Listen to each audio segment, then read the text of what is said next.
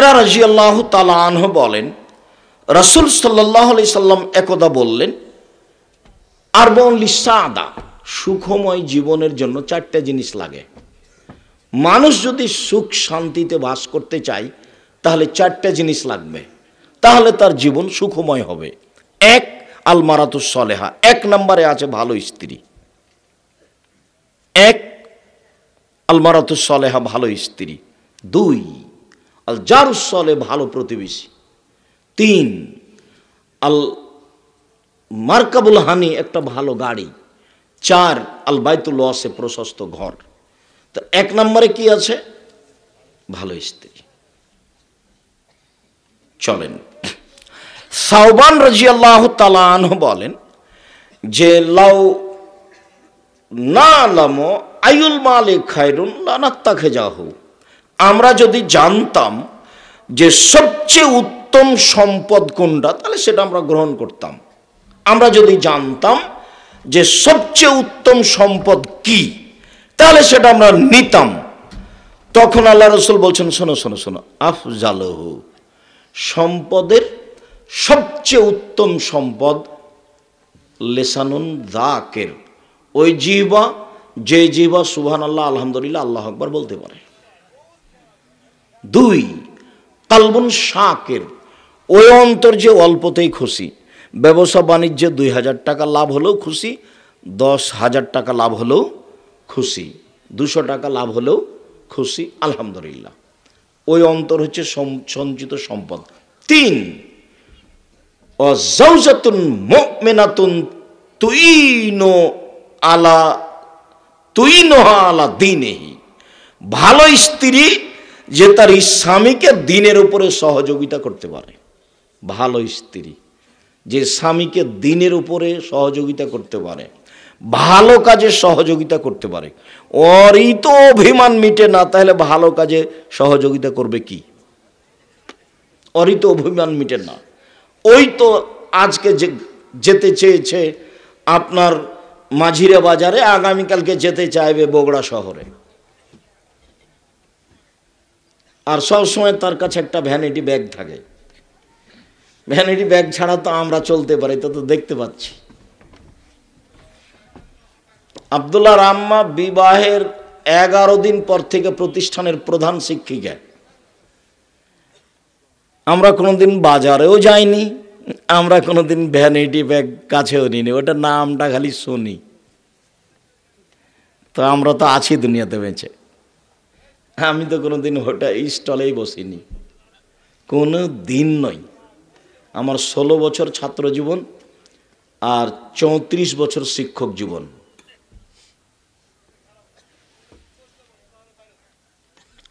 সম্মানিত দিনী ভাই বোন, একজন স্ত্রী তার স্বামীকে দ্বীনের উপরে সহযোগিতা করবে।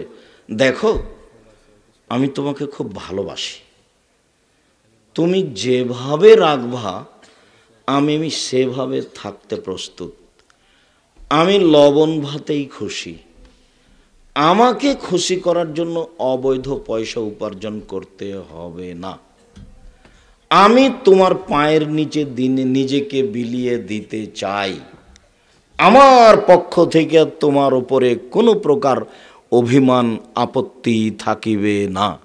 তুমি মোটা কাপড় দিলেও আমার কাছে আলহামদুলিল্লাহ, চিকন কাপড় দিলেও আমার কাছে আলহামদুলিল্লাহ। কাপড়ে হাত লাগিয়ে আমি বলিব না কখনো যে এই কাপড় ভালো নয়। তাহলে আপনার সংসার সহজ হবে, আর ও আপনাকে দিনের উপরে সহযোগিতা করতে পারবে।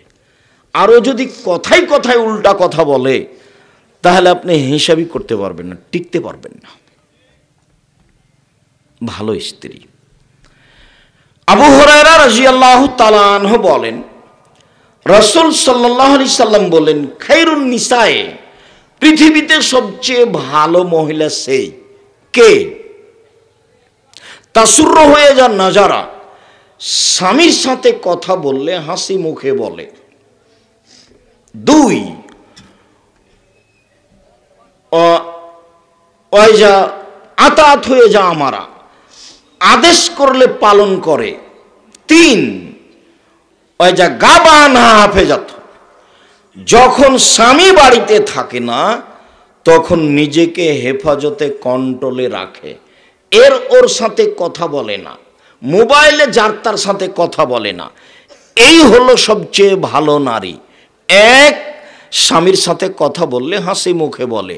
দুই, স্বামী আদেশ করলে পালন করে। তিন, স্বামী বাড়িতে না থাকলে নিজেকে কন্ট্রোলে হেফাজতে রাখে। সেই হলো সবচেয়ে ভালো নারী। এই কথা মুহাম্মদ সাল্লাল্লাহু আলাইহি সাল্লাম বলেন। আনাস রাদিয়াল্লাহু তাআলা আনহু বলেন, রাসূল সাল্লাল্লাহু আলাইহি সাল্লাম বলেছেন, আল মারআতু ইজা সাল্লাত খামসাহা, মহিলা যখন 5 ওয়াক্ত সালাত আদায় করবে, ও সামাত শাহরাহা, রমজান মাসের সিয়াম পালন করবে, ও আতাত বালাহা, স্বামীকে মেনে চলবে, ও হাসানাত ফারজাহা, জেনায় লিপ্ত হবে না, ফালতাদখুল মিন আইয়ি আবওয়াবিল জান্নাহ শাত, তাহলে এখনো জান্নাতের যে কোনো দরজা দিয়ে ঢুকতে পাবে। তাহলে সবচেয়ে ভালো মহিলা সেই যে স্বামীকে মেনে চলে, তার আদেশ মানতে প্রস্তুত, যাহাই বলিবেন তাহাই মানিব। পাপ না হলে, আপনার কোনো আদেশে যদি আল্লাহকে অমান্য করা হয় তাহলে মানতে সক্ষম নই, এছাড়া আপনি যাহাই বলিবেন তাহাই মানিব। এই নারী সহজেই জান্নাতে যাবে, এই হলো ভালো নারী। আবু হুরায়রা রাদিয়াল্লাহু তাআলা আনহু বলেন, রাসূল সাল্লাল্লাহু আলাইহি সাল্লাম একদা বললেন, আন-নবিয়্যু ফিল জান্নাহ, নবীগণ জান্নাতে যাবেন, আর শহীদু ফিল জান্নাহ, শহীদ যারা তারা জান্নাতে যাবে, আর সিদ্দিকু ফিল জান্নাহ, যারা সত্যবাদী তারাও জান্নাতে যাবে, ও নিসা মিন আহলিল জান্নাহ, মহিলারাও জান্নাতে যাবে। ওই সব মহিলা যাদের স্বামী অসন্তুষ্ট হলে স্বামীর হাত ধরে বলে, যতক্ষণ পর্যন্ত আপনি আমার উপরে সন্তুষ্ট খুশি না হবেন ততক্ষণ পর্যন্ত আমি কোনো খাদ্য খাবো না। এ হলো জান্নাতি নারী। এইবার পূর্বে ফিরে যাই। আল্লাহর নবী বললেন, আর দুনিয়া কুল্লুহা মাতা, ও খায়রু মাতাই দুনিয়াল মারাতু সালেহা, সারা পৃথিবী সম্পদ, সবচেয়ে দামি সম্পদ হলো ভালো স্ত্রী। এবার আগের হাদিসে ফিরে যাই। আল্লাহ রাসূল বললেন, পুরুষেরা বিবাহ করে 4টে জিনিস দেখে, আমি তোমাদেরকে 4টে বলিনি। পুরুষেরা বিবাহ করে 4টে জিনিস দেখে। 1, ধনী, 2, বংশ, 3, সুন্দরতা, 4, ধার্মিকতা। পৃথিবীর মানুষ, তোমরা ধার্মিক মেয়েকে বিবাহ করো সংসার ভালো করতে চাইলে। ধার্মিক মেয়ে সেই যে প্রতিবাদ করে না সংসারে, অভিমান করে না সংসারে, ছেলে মেয়েকে রাসূলের পদ্ধতিতে লালন পালন করে। সম্মানিত দিনী ভাই বোন, রাসূল সাল্লাল্লাহু আলাইহি সাল্লাম মেয়ে বিবাহ করার জন্য দেখার জন্য বললেন। মুগিরা ইবনে শুবা রাদিয়াল্লাহু তাআলা আনহু বলেন, খাতাবতু ইমরাতান, আমি একটা মেয়েকে বিবাহ করার জন্য প্রস্তাব দিলাম। আল্লাহ রাসূল বললেন, হাল নাজারতা ইলাইহা, তুমি তাকে দেখেছো? আমি তাকে দেখিনি। তখন আল্লাহ রাসূল বলছেন, ফানজুর ইলাইহা, তুমি দেখে নাও, তুমি একটু দেখে নাও। ফাইনো আহারা আয়াউদ্দা বাইনাকুমা, দেখাটা দুইজনের মধ্যে ভালোবাসাকে বাড়িয়ে দিবে। দেখাটা দুইজনের মধ্যে ভালোবাসাকে বাড়িয়ে দিবে। আর যদি না দেখে বিবাহ হয় তাহলে কথায় কথায় বলবে, আরে তোমাকে দেখলে আমি তোমাকে বিবাহ করতাম না, তোমাকে দেখলে, বিবাহের আগে দেখলে আমি তোমাকে বিবাহ করতাম না, যখন তখন বলবে। এই পরবর্তী যেন কোনো আপত্তি না থাকে তাই রাসূল সাল্লাল্লাহু আলাইহি সাল্লাম দেখে বিবাহ করার জন্য আদেশ করলেন। ভালো, 5 জন খুঁজে খাজে দেখলাম, ভালো মেয়ে পাওয়া গেল।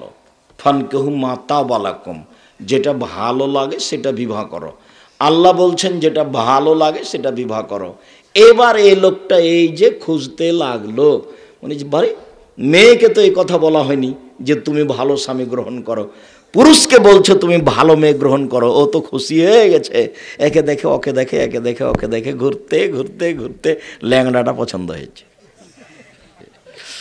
ও বুঝতে পারেনি যে রশি একটা দেওয়া আছে গলায়, ওটা তাকদির, ওটা তাকদির। ঘুরতে ঘুরতে ঘুরতে মা বলবে আব্বু ওই মেয়েটা তো বেশি সুন্দরী। তুলছে আম্মা সুন্দরী বটে, কিন্তু ওদের বাড়িতে আপ্যায়ন ভালো ছিল না, ওরা যেটা খাওয়ার ব্যবস্থা করেছে ওটা আমাকে ভালো লাগেনি, বরং পরের যেটা মেয়েকে দেখলাম এদের চালচলন আমাকে ভালো লেগেছে। ঠিক আছে, তাহলে এদের চালচলন যখন ভালো লেগেছে সেটাই করো। তাহলে ফানকিহু মা তাবা লাকুম, তোমার যা পছন্দ তা দেখে বিবাহ করো। তো মনে করেছে সবচেয়ে সুন্দরীটা বিবাহ করব, কিন্তু ঘুরতে ঘুরতে এখানে আসলাম। এটার নাম তাকদীর। এরপরেও রাসূল সাল্লাল্লাহু আলাইহি সাল্লাম যেভাবে দেখতে বললেন সেভাবে দেখে বিবাহ করতে হবে রাসূলের পদ্ধতিতে।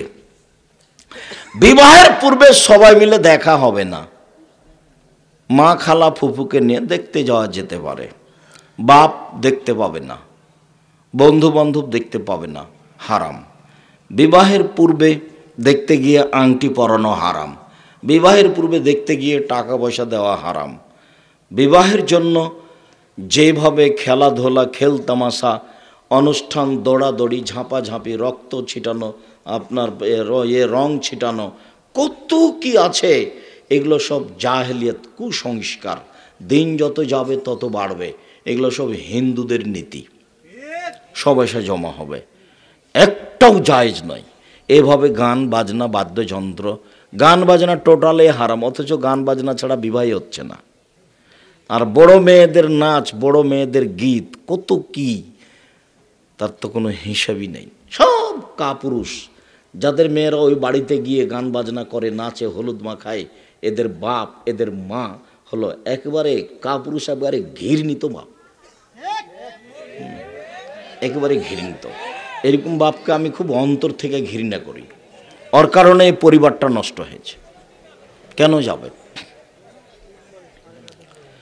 সাথে সাথে বিবাহের পূর্বে কোনো প্রকার অনুষ্ঠান নাই।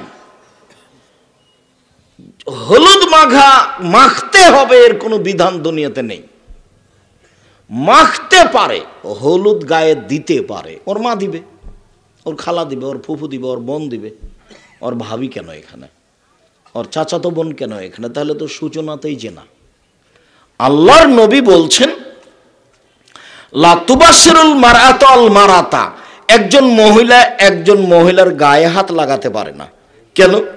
ফাতানাথা লিজাওজিহা কান্নাহু ইয়ানজুরু ইলাইহা, যদি গায়ে হাত লাগায় তাহলে তার শরীরটা নরম, সাদা না শক্ত এটাও বুঝবে।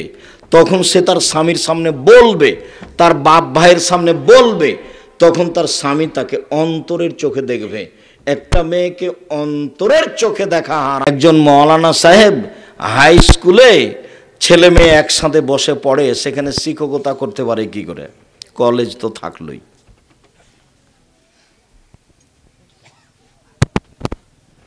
এটা হয় না। আবু হুরায়রা রাদিয়াল্লাহু তাআলা আনহু বলেন, রাসূল সাল্লাল্লাহু আলাইহি সাল্লাম বলেছেন, লা ইয়ানজুরু রাজুলু ইলা আওরাতির রাজুলি, একজন মানুষ একজন মানুষের ঢেকে রাখা অঙ্গ দেখতে পারে না। ওয়ালা তানজুরুল মারাতু ইলা আওরাতিল মারাতে, একজন মহিলা একজন মহিলার ঢেকে রাখা অঙ্গগুলি দেখতে পারে না। ওয়ালা ইউফজির রাজুলে রাজুলে ফি সাবিন ওয়াহিদ, একজন পুরুষ আর একজন পুরুষের সাথে এক বিছানে, এক লেপে, এক চাদরে শুইতে পারে না। ওয়ালা তুবজিল মারাতু ইলাল মারাতে ফি সাবিন ওয়াহিদ, একজন মেয়ে আর একজন মেয়ের সাথে এক লেপে এক বিছানে শুতে পারে না। যার এই হাদিস জাজল্য প্রমাণ করে যে মেয়ে মেয়েতে জেনা করবে, করবে, যেটা এখন বাস্তব হচ্ছে। কিভাবে সেটা পরের কথা, কিন্তু নারী যে জেনা করবে, যার কারণে রাসূল সাল্লাল্লাহু আলাইহি ওয়াসাল্লাম টোটালি নাকাজ করে দিয়েছেন। একজন মহিলা আর একজন মহিলার সাথে থাকতে পাবে না, এক বিছানায় থাকতে পাবে না, এক কাপড়ে থাকতে পাবে না, এক লেপের নিচে থাকতে পাবে না। হাদিস বুখারী মুসলিম, টোটালি নিষেধ। তাহলে হলুদ মাখাতে পারে কি করে? হলুদ ছাড়াই। মুরব্বীদেরকে নিয়ে বিবাহ করতে যেতে হবে, বিবাহের বৈঠকে কোনো কিছু থাকবে না, কিবলামুখী হয়ে বসতে হবে না। কি হলো? তো আপনারা কথা বলিও না, একজন কাজ করছে ওই নিয়ে যাবে। আচ্ছা, ওকে, একজন নিয়ে যান, একজন ধরে নিয়ে যান, একজন বা দুইজন। সম্মানিত দ্বীনি ভাই বোন, বলছিলাম যে রাসূল সাল্লাল্লাহু আলাইহি সাল্লামের পদ্ধতিতে বিবাহ পড়াবেন। বিবাহের বৈঠকে বরকে কেবলামুখী থাকতে হবে না, মোহর কম বাঁধতে হবে, ফাঁকি দেওয়া মোহর বাঁধতে হবে না। বিবাহ পড়ানোর পরে যেসব পদ্ধতি আছে সেটা একটাও জায়েজ নয়। বউ বাড়িতে নিয়ে গিয়ে সেই বাড়িতে বাসর ঘর সাজাতে হবে, এ কথাই ঠিক। বাপ মা সাজাবে। তোমরা ওকে ছাড়লে কেন? অজব কথা। থাকবে কেন? নিয়ে যাও, ও তো বুঝে না। পাগলা ধরে লাগলে।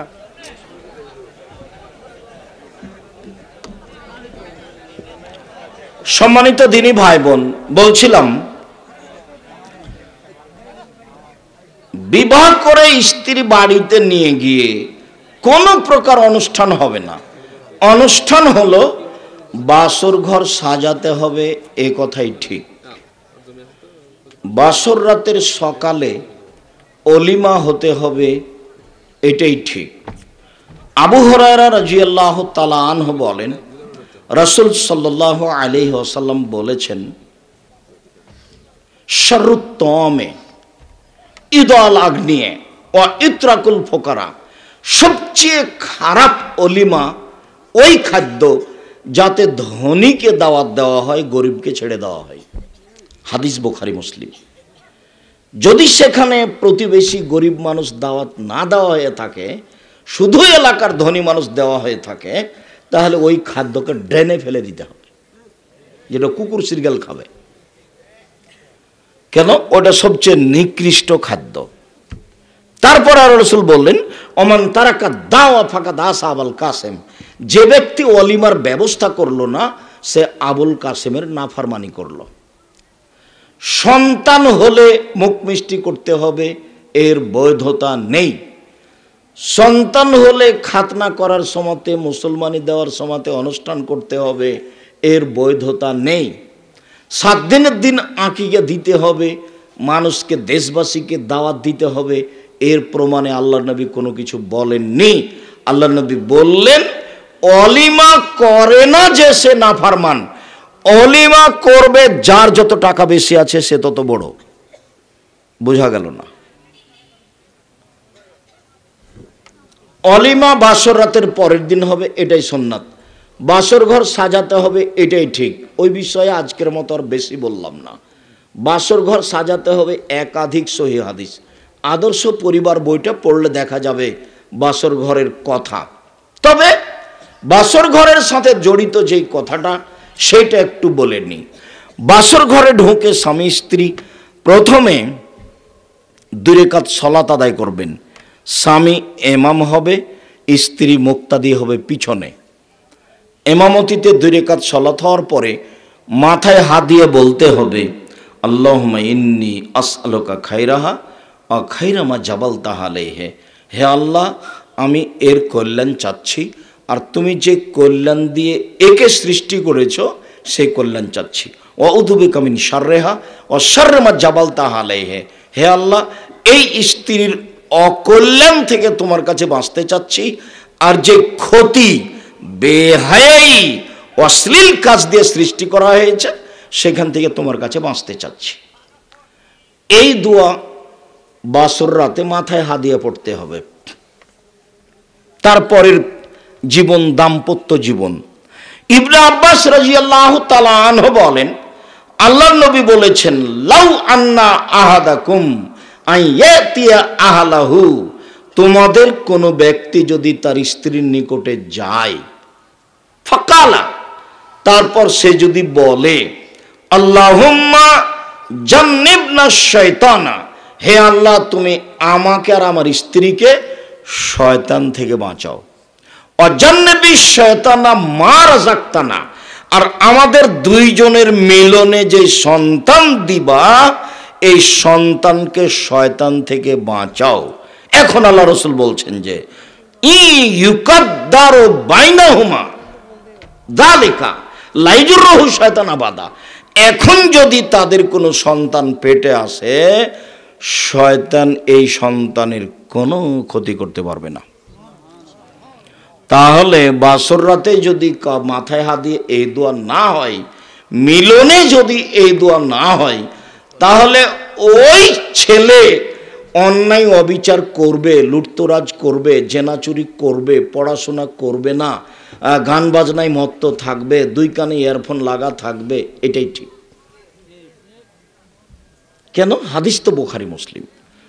এখন তো এই বাচ্চার উপরে শয়তান লেগে আছে। আবার বাক্যটা অনুবাদ করি।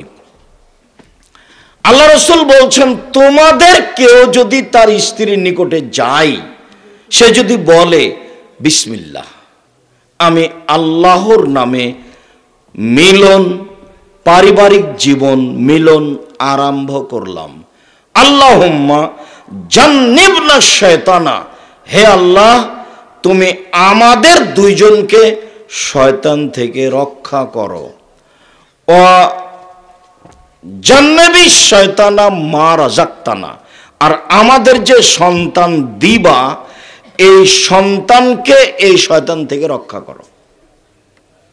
বাক্য শেষ। এখন আল্লাহর নবী বলছেন, ইউকাদ্দারু বাইনাহুমা ওলাদুন, যদি এখন এদের সন্তান পেটে আসে, সন্তান যদি হয়, ফালা ইয়াজুরহু শয়তান আবাদা, কখনো শয়তান এই সন্তানের ক্ষতি করতে পারবে না। হাদিস বুখারী মুসলিম। কথা বোঝা যায়নি মনে হয়।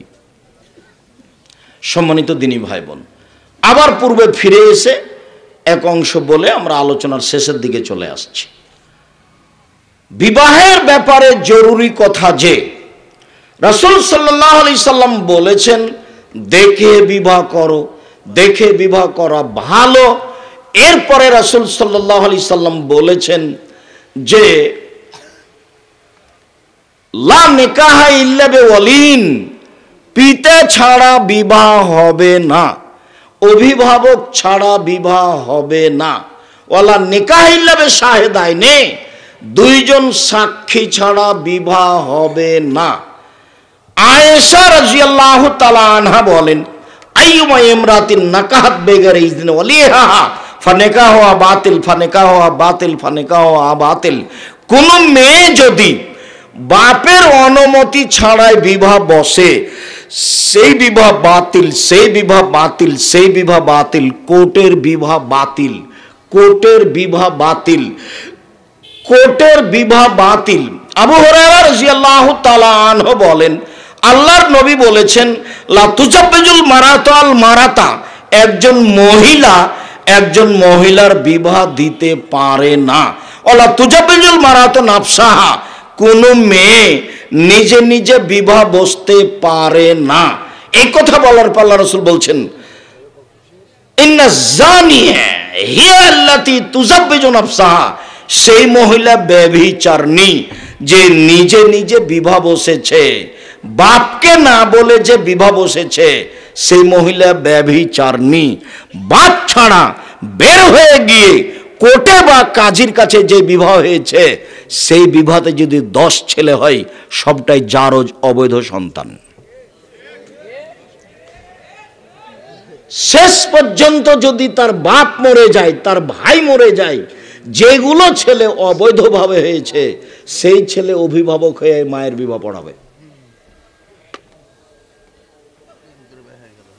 একদিন না একদিন তাদের বিবাহ হতেই হবে। বিবাহ যদি না হয়ে দুনিয়া থেকে মারা যায় তোবারও সুযোগ হয়নি, জেনা অবস্থায় দুনিয়াতে উভয় বিদায় নিয়েছে, বিবাহ হতেই হবে। যেই বাপ রাগ করে মেয়েকে বাড়িতে নিবে না বলে ঘোষণা দিয়েছে, সে বাপ একটা কাপুরুষ ঘৃণিত বাপ। সে নিজেও বুঝমান নয়, বুদ্ধিমান নয়, ধর্মকর্ম বুঝে না, নিজেরও বুদ্ধি নাই, ধর্মকর্ম বুঝে না। তুমি যে এত ক্ষমতাশীল, তো বেটি চলে গেল কেন? তুমি যে এত প্রভাবশালী, নিজের মর্যাদাকে হিসাব করো।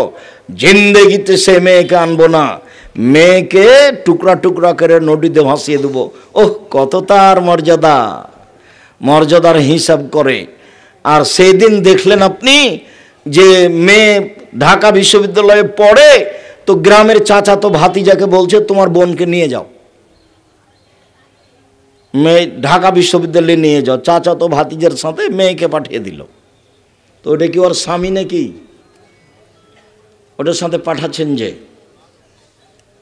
ধর্ম বিকৃত হয়নি, ধর্ম তার নিজ গতিতে আছে।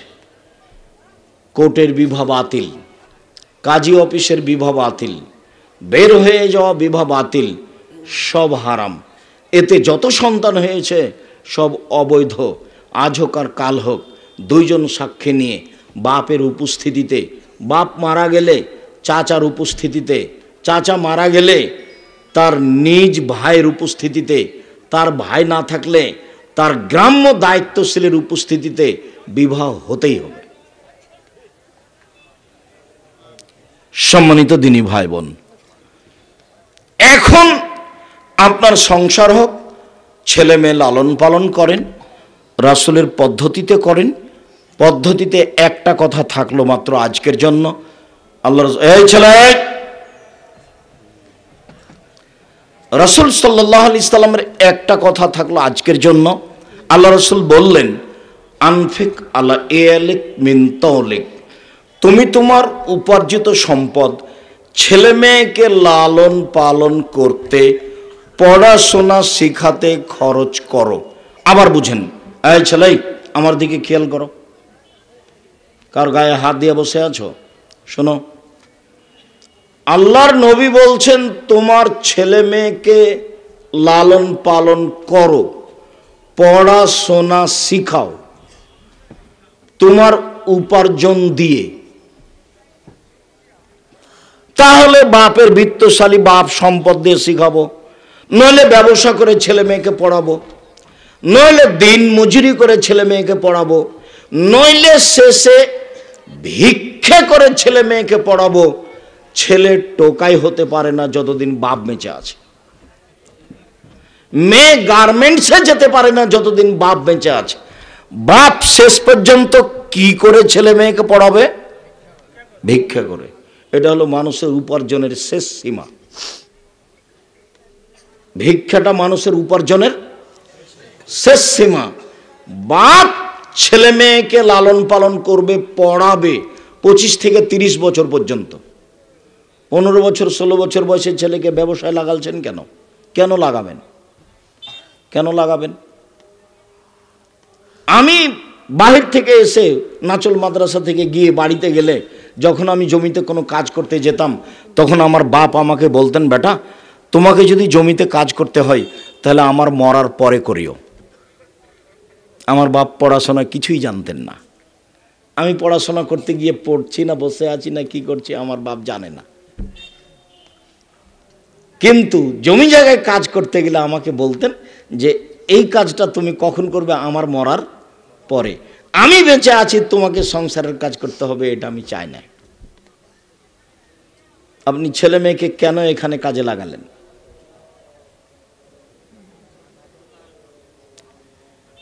আর আরেকটা কথা যেটা যখন তখন বলে থাকি, সেটা হলো, এটা একটা দুঃখজনক কথা, এটা একটা স্বাভাবিক কথা। সেটা হলো এই যে বড় পাথার বা মাঝিরা বা শাহজাহান ইউনিয়নের জনৈক ছেলে, খুব মেধাবী, লন্ডন থেকে পড়ে এসেছে, পিজি হাসপাতালের বড় ডাক্তার, 3 লক্ষ টাকা মাসে বেতন। তো সেদিন গ্রামে আসলো কুরবানির আগে, গাড়ি থেকে নামলো, দেখলাম পরনে প্যান্ট আছে, টাকনোর নিচে আছে, গলায় টাই আছে, দাড়ি চাঁচা আছে, হাতে সিগারেট আছে। কিছুক্ষণ পরে বৌমা গাড়ি থেকে নামলো, গায়ে হালকা হালকা কাপড় আছে। একটু পরে নাতনি গাড়ি থেকে নামলো, গায়ে তেমন কাপড় নাই। দেখা গেল গাড়ির পিছন দিকে কুকুর আছে। ইহুদি খ্রিস্টানেরা কুকুর প্রিয় মানুষ, ইহুদি খ্রিস্টানরা কুকুর প্রিয় মানুষ, সব সময় তাদের কাছে কুকুর থাকে দিন রাত। তো ইহুদি খ্রিস্টান হলো কুকুর প্রিয় মানুষ। তা আপনার বাড়িতে, আপনার ঘরে, আপনার শোকেজে কুকুর বা কুকুরের ছবি মূর্তি কেন? এটা কি? আপনার বাড়িতে এতগুলো পুতুল কেন? শোনেন, এখন যারা বসে আছেন, শুধু এখন নয়, বগুড়াতে যত পরিবার যাদের সামনে আমি আব্দুর রাজ্জাক বিন ইউসুফ কথা বলছি, তাদের বাড়িতে যদি কোনো প্রকার ছবি মূর্তি পুতুল থাকে, ও সত্যই মুনাফিক। ও আমার বক্তব্যের সাথে মুনাফিকি করেছে, ও সত্যই মুনাফিক। আমার বক্তব্যের সাথে মুনাফিকি করেছে। আল্লাহে আল্লাহর কসম, আল্লাহে আল্লাহর কসম, আল্লাহে আল্লাহর কসম, দীর্ঘ 33 বছর আমি কোনোদিনও অপ্রয়োজনীয় কথা বলিনি। আপনি আমার বক্তব্যের সাথে মুনাফিকি করেছেন। আজকে বাড়িতে গিয়ে ঘুমাতে পাবেন না। যত পুতুল মূর্তি কুকুর আছে সবকে আগুন জ্বালিয়ে ভেঙে ফেলে ঘুমাতে হবে। ও তো শিরকের মাধ্যম। ওগুলো কেন রেখেছেন? শুধুমাত্র আপনার ওই ছবিটা থাকবে যেটা পাসপোর্ট সাইজের ছবি আছে বাড়িতে, পাসপোর্টের ছবি। আপনার ছেলে মেয়ের স্কুলে যেটা প্রয়োজন সেটা থাকবে, বাকি সব আজকে রাত্রে জ্বালিয়ে দিতে হবে, ছিঁড়ে ফেলতে হবে। আপনার স্ত্রীর, আপনার বোনের, আপনার ভাইয়ের, আপনার শ্যালিকার, যার যা আছে। মুনাফিকি করবেন না বক্তব্যের সাথে। মুনাফিকি করে কোনো লাভ নেই। আমি বক্তব্য শেষ হলে মানুষ নির্দ্বিধায় ছবি তুলতে থাকে। অনেক সময় যখন কুলাতে পারি না তখন আমি এভাবে থাকি। ওটা তো আমি চাই না। মানুষ একবারে পা ধরে নেওয়ার, পায়ে হাত দিতে যায় যে একটা ছবি, একটা ছবি, একটা সেলফি দেন, একটা। আরে অবাক কথা, আমি তো এটা করি না, আমি এটা করব না। আমি যে বক্তব্য দিচ্ছি, এক সময়তে এটুকু কারো সাহস ছিল না। তো এখন দেখি মিডিয়ার মাধ্যমে সারা পৃথিবীর বাঙালি দিন ধর্ম জানছে ও বুঝছে। বিদেশে গেলে যা বোঝা যায়, বিদেশে গেলে যা বোঝা যায়, সেই সুবাদে আমি অনুমতি দিয়েছি, সেই সুবাদে মিডিয়া দেখতে পাচ্ছেন। যার কারণে আমি বলে থাকি, আমার মনে বড় স্বাদ, আমি এই দেশের মাটিতে উন্নত মানের প্রতিষ্ঠান গড়বই গড়ব ইনশাআল্লাহ। যেখানে ছেলে মেয়ে বাংলা, ইংরেজি, আরবি উন্নত মানের শিক্ষা অর্জন করে জাতির অন্যায়ের বিরুদ্ধে লড়বে, মুখে কলমে মিডিয়ায় লড়বে ইনশাআল্লাহ। এই যে মুখে আছি, এই যে মিডিয়া সামনে আছে, কলম সাথে আছে, দিন রাত মুখে মিডিয়ায় কলমে দিন প্রচার করে যাচ্ছি। জাতির সাথে কোনোদিন মুনাফিকি করিনি। আমার মনে বড় স্বাদ, আমি এ দেশের মাটিতে উন্নত মানের প্রতিষ্ঠান গড়বই গড়ব ইনশাআল্লাহ। সেটাই আপনাদের জামিয়া সালাফিয়া। জামিয়া সালাফিয়া এখন প্রায় 5000 ছেলে মেয়ে পড়াশোনা করে। 300 জন শিক্ষক শিক্ষিকা আছেন, যাদের প্রতি মাসে বেতন লাগে এখন 32 লক্ষ। রমজান মাসে লাগে 48 লক্ষ, কুরবানির মাসে লাগে 48 লক্ষ। কে দেয়? বগুড়া শাহজাহানপুর থানার লোকেরা দেয়। জামিয়া সালাফিয়া বৈদেশিক সহযোগিতায় চলে না, কোনো সংস্থার সাথে জামিয়া সালাফিয়ার সম্পর্ক নেই। জামিয়া সালাফিয়া দেশীয় কোনো বিত্তশালী দিয়ে চলে না। জামিয়া সালাফিয়ার মাঠে গিয়ে কেউ দাঁড়িয়ে বলতে পারবে না আমি এই প্রতিষ্ঠানে এই সহযোগিতা করেছি, আমার কথা মানতে হবে, এরকম কোনো কথা বলার মানুষ মাটির উপরে নেই। আলহামদুলিল্লাহ। কিভাবে চলে? আপনি দেন 10 টাকা, আমি দিই 10 টাকা, এইভাবে চলে, এভাবেই চলছে, কোনো প্রকার সমস্যা নেই। বিদেশি শিক্ষকদের জামিয়া সালাফে ভরা। যারা ইন্ডিয়ান শিক্ষক, তাদের প্রতি মাসে বেতন আছে 60, 70, 80 হাজার টাকা মাসে বেতন। ওদের খাওয়া দাওয়া ভিন্ন, ওদের বাবুর্চি ভিন্ন। যারা সৌদি আরব থেকে শিক্ষক এসেছেন, একবারে মদিনা বিশ্ববিদ্যালয় থেকে সাবেক ডক্টর জায়েদ আল জোহানি আর ডক্টর মনসুর আসছেন, তারা আপনাদের জামিয়া সালাফের শিক্ষকতা করছেন। তাদের আনতে হয় টিকিট দিয়ে, পাঠাতে হয় বিমান টিকিট দিয়ে, আর খাওয়ার আপনারা দেন। আপনাদের জামিয়া সালাফিয়া এইভাবে তাদের খরচ বহন করে আসছেন, তাদের বাবুর্চি ভিন্ন। তাহলে জামিয়া সালাফিয়া 3 ধরনের বাবুর্চি আছে। সৌদি আরবের লোকের জন্য এক শ্রেণীর বাবুর্চি, ইন্ডিয়ান লোকের জন্য এক শ্রেণীর বাবুর্চি, আর আমরা যারা গরিব মানুষ ছাত্র শিক্ষক থাকি আমাদের জন্য এক শ্রেণীর বাবুর্চি। যদিও আমি আপনাদের জামিয়া সালাফের একসঙ্গে খাই না, যদি খাই তাহলে আমি টাকা দিয়ে দেবো ইনশাল্লাহ। আমি জামিয়া সালাফের কাছে 1 মিনিটের জন্য ঋণী হতে রাজি নই। আপনারা জামিয়া সালাফিয়া ডাঙ্গিপাড়ার মসজিদ করে ফেলেছেন, আর আপনারা জামিয়া সালাফিয়া রূপগঞ্জ, নারায়ণগঞ্জ, ঢাকায় মসজিদের কাজ আরম্ভ করেছেন 2 একর জমির উপরে। কতখানি? 2 একর, 6 বিঘা, যার একতলায় 10,000 মানুষ সালাত আদায় করতে পারবে।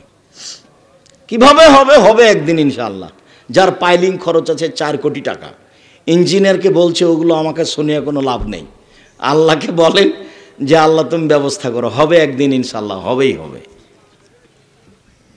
আমি কোনোদিন আপনাকে ফাঁকি দিইনি, তবে আমার মনে বড় স্বাদ।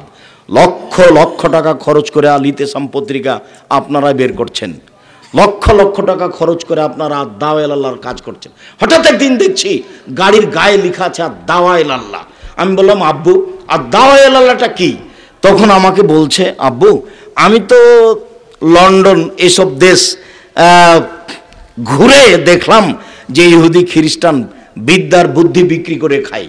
তো যদি সত্য সত্যই শিক্ষা আমরা অর্জন করতে চাই তাহলে আপনার মতো দাওয়াতি কাজ করে হবে না, তাহলে আগে সূচনায় যেতে হবে। তাই সারা দেশ জুড়ে মক্তব ভিত্তিক শিক্ষা কার্যক্রম এবং মক্তব ভিত্তিক মসজিদ ভিত্তিক দাওয়াতি কার্যক্রম চালু করব। এই সুবাদে ও কাজ করছে, অল্প দিনের মধ্যে প্রায় 350 মতো মক্তব চালু করেছে। সারা দেশব্যাপী মক্তব চালু করবে, যার জন্য বই পুস্তক লিখেছে, যার জন্য সিলেবাস তৈরি করেছে, যার জন্য ইমাম প্রশিক্ষণ চলছে। প্রতি মাসে জামিয়া সালাফে ইমাম প্রশিক্ষণ চলছে। যারা যাবে আসবে প্রতিষ্ঠানের খরচে, যারা খাবে প্রতিষ্ঠানের ফ্রি থাকবে খাবে। এরা আপনার জামিয়া সালাফে প্রশিক্ষণ নেবে। সারা দেশ জুড়ে মক্তব ভিত্তিক কাজ চলছে, যেখানে শিক্ষা কার্যক্রম এবং দাওয়াতি কার্যক্রম চলবে। আমার স্বাদ, আপনাকে আমি ফাঁকি দিইনি সম্মানিত দিনী ভাই বোন। কাজেই আপনি মূল্যায়ন করবেন, আপনার ছেলে মেয়ে আপনাকে গড়তেই হবে। এই ছেলে, আরো 2টা বাক্য আছে। এক,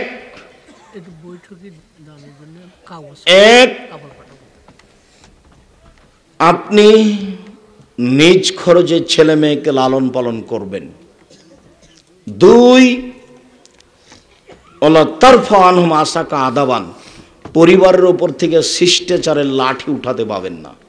শক্ত হাতে পরিবার কন্ট্রোল করতে হবে, লাঠি উঠাতে হবে না। মানে ছেলে মেয়েকে শক্ত হাতে লালন পালন করতে হবে। 3, ওয়াকিফু ফিল্লাহ, সব সময় ছেলে মেয়েকে আল্লাহর ভয় দেখাতে হবে। একসাথে 3টা বাক্য আছে, এখনো বুঝাতে পারিনি। 1, ছেলে মেয়েকে নিজে পয়সা খরচ করে পড়াতে হবে, বুঝাতে পারিনি।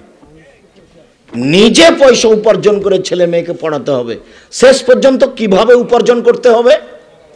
প্রয়োজনে ভিক্ষা করে। এটা হলো 1। 2, ছেলে মেয়ের উপর থেকে লাঠি উঠানো যাবে না। মানে কি? শক্ত হাতে লালন পালন করতে হবে। 3, ছেলে মেয়েকে আল্লাহর ভয় দেখাতে হবে। শিরক করলে পাপ হয়, বেদাত করলে পাপ হয়, মারামারি করলে পাপ হয়, চুরি করলে পাপ হয়, মিথ্যা কথা বললে পাপ হয়। এইভাবে চলো না, মানুষকে অপমান করো না, চিৎকার করে কথা বলো না, দোকানে বসে আড্ডা পিটিও না, ছবি দেখিও না, মোবাইলে ব্যবহার করো না। দিন রাত ছেলে মেয়েকে কে বলবে? বাপ মা। 3টা বাক্য থাকছে, আমার বাক্যগুলি নয়, এগুলো কার মুখের বাক্য? রাসূল সাল্লাল্লাহু আলাইহি ওয়াসাল্লামের। 1, বাপ নিজে পয়সা উপার্জন করে ছেলে মেয়েকে পড়াবে। 2, শক্ত হাতে ছেলে মেয়েকে কন্ট্রোল করবে। 3, ছেলে মেয়েকে আল্লাহর ভয় দেখাবে।